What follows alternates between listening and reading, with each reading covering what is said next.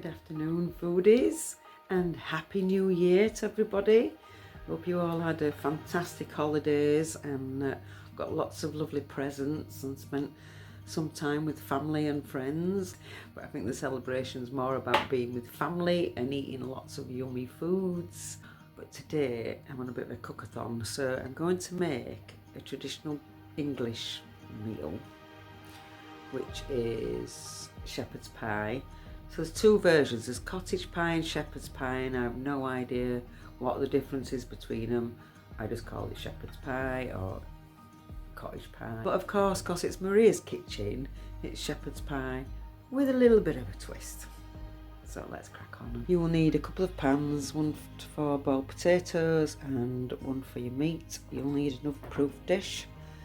You'll need potatoes, onion, carrot, peas, which I've not got out of the freezer yet, peas, some cooking oil, some gravy, oxo cube, salt and pepper, a little bit of garlic, parsley and butter, and of course in the English version you don't put garlic and you don't put sweet potato either, but I do. These are my twists and it's yummy. You'll need mincemeat, some mincemeat as well, so there's about 250 grams of mincemeat there because it's just for me.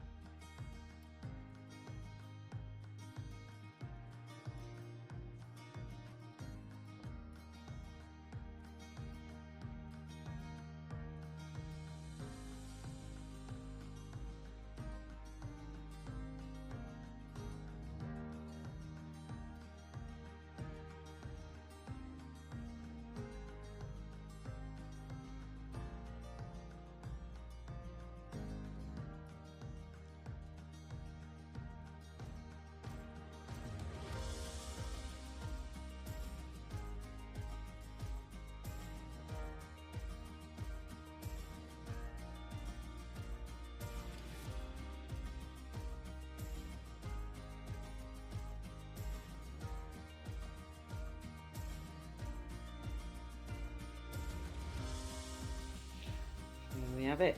Raised shepherd's pie with crispy skins and gravy and sourdough seeded bread. Just put some gravy on the shepherd's pie. So this is a gravy that we strained off. It smells amazing.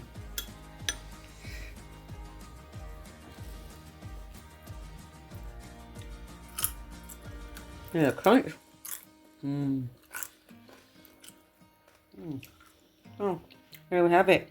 English cottage pie, or shepherd's pie with crispy skins and crusty bread. Enjoy.